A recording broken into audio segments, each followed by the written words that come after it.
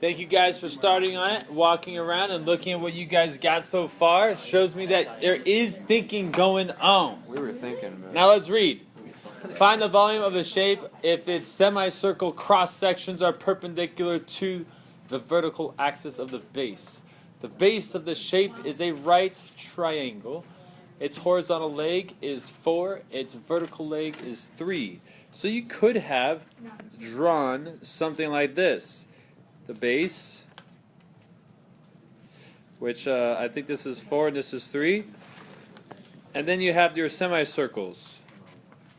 Just to help yourself out, giving yourself a little visual right there. Now, we know that, because we've been practicing, the way you find the volume of a shape, of a figure, is you find a function for the area of the cross sections and do the integral with it. Now this says that the semicircles are perpendicular to the vertical axis. So they're perpendicular to this axis right here. Now you could have written it the way I have written it, or you could have written it like with the 3 up like this. It doesn't make a difference. Either way it's going to work. What we do need, however, is we need an x and a y axis. So we're going to call this the x-axis, this is the y-axis. If you set it up like this, your y-axis would just be like this, and it would still work. Okay, but I'm not going to use this one over here. I'm going to use the other one. All right, so in using the other one, this would actually be right there. Oops, this would be a -3, and this would be a +4 on our x and y axis on our Cartesian plane. All right, the circles are going to be going like this. And of course, you can't see the semicircles right now because we're looking straight down on the shape. We're not seeing it in 3-dimensionally. I can try to draw a semicircle on here, but it just, I don't know. It's hard to see that this is popping out. I don't know, but that's what we're looking at right here. So the question is, how are we going to define the area of this semicircle so that we can do the integral of it? Well, so we start out with the area of a semicircle. The area of a circle is pi r squared. So if you only wanted half the circle, you would say 1/2 pi r squared. Now, what is different about this function? Well, the r is changing. The r is changing. Now, the r goes from the y-axis out to the line. This one goes from the y-axis out to the line. Now, this isn't very intuitive right away, but once you start practicing, you might have thought what kind of a function this is. Is this a function of x or is it a function of y? It's a function of y. And the reason why we know it's a function of y is because it starts at the y-axis and goes out. And so if you wanted to find the distance of this, you need a function of y. We're not familiar with finding functions of y, but we are very familiar with finding functions of x. So let's do that first, and then we can change that into a function of y. So, to find a function of x, we look at this line right here and make the function. So, we need, since it's linear, we can use y equals mx plus b. So, our what's our y-intercept? It's -3, and then our slope is going to be, let's see, what is it? Up 3, 1, 2, 3, and then right 4, 1, 2, 3, 4. And so it's up 3, right 4, so we have 3 over 4. Now we have a function of x. We cannot use the function of x here, and the reason why we cannot use the function of x is because the function of x gives, like, you give it an x, wherever it is. Let's pretend it's right here. Oops, I don't know if we can see that, so let's pretend your x is right here. It's going to give you the distance all the way to the line, this blue line, which we don't want because that's not the way our shapes are lined up. They are going from the y-axis out horizontally. So if you are familiar with the slope-intercept form, it's y equals mx plus b. I just put my b first and the mx second. I didn't want that to confuse you. And then we also made a couple comments about where it is, where the triangle is in the Cartesian plane. And I chose to put it there because at 0, 0, it just makes all my numbers nice. But you guys can actually put that triangle somewhere else. Earlier I showed you guys I drew the triangle like that. You could have had this, and you could put your triangle in like that. and you figure out a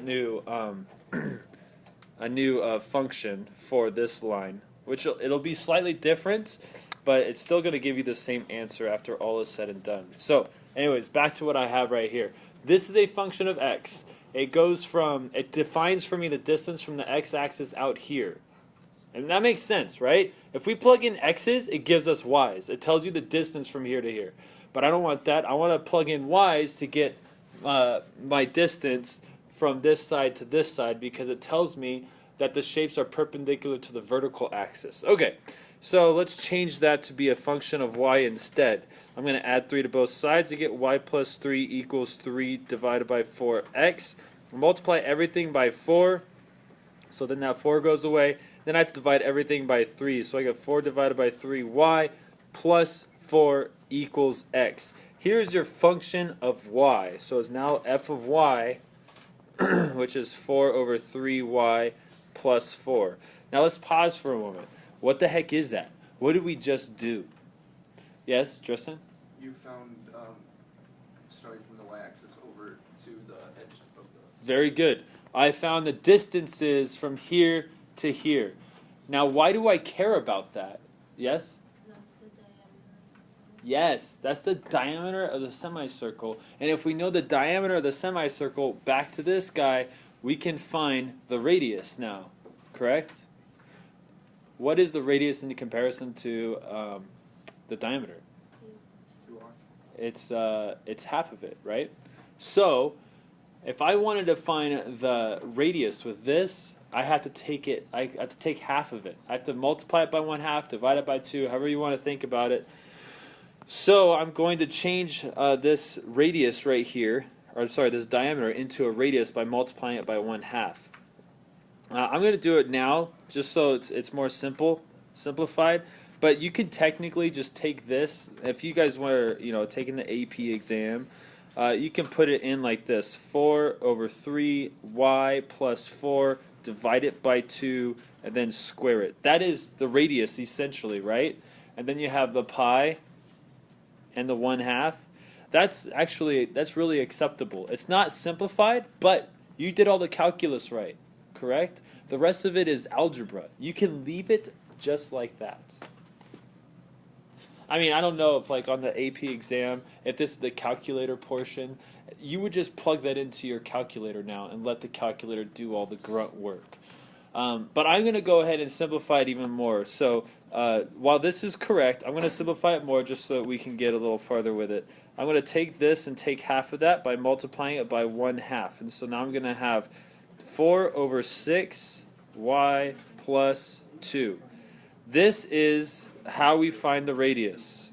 This is what radius equals. So now I have 1/2 pi. That's this right here. And then I plug in the radius. My radius is 4 over 6y plus 2.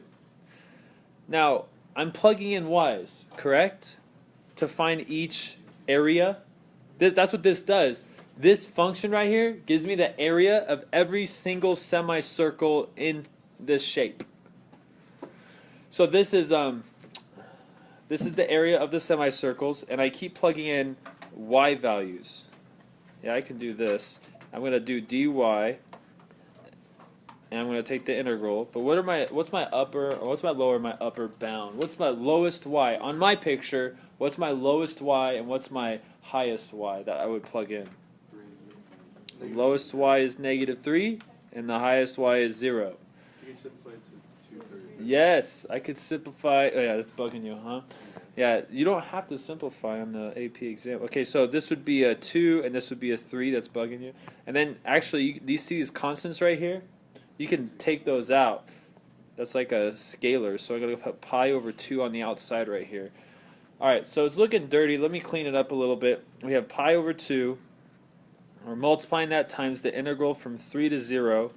And we have our function right here, 2 over 3y plus 2. And we're squaring it because you're supposed to square the radius for the area of a circle. And then we have dy out there. All right, so now what you would do, if you had to do this longhand ways, you would square this first. You would go 2 over 3y plus 2 times 2 over 3y plus 2, so you have some foiling or distributing action in there. And then you would multiply it by pi over 2. But for the sake of time, can somebody plug this into their calculator and just give me the answer right away? So if you plugged in your calculator, you should have gotten 2 pi, or what is 2 pi approximately equal to? 6.28. Okay, don't forget to do this part right here, multiplying it by pi over 2. So you do all that work with the integral, and sometimes you forget to multiply the scalar back into it. So let me give you guys the visual on this really quick. So here's the base, the triangle of our shape. If I drop the, let's put in the semicircles. See, there's our semicircles. Those are the lines representing some of our semicircles. It's not representing all the semicircles. It's just there to give you an idea of what it looks like. When I drop the y-axis, you can see how it looks three-dimensionally. And then if I just form the solid, show solid, create the solid. No, I don't want to create it. Well, we can create it. There it is. Wow, it's being created. Okay, show solid. That is the shape that we just found the volume of, and there is the volume, 6.28.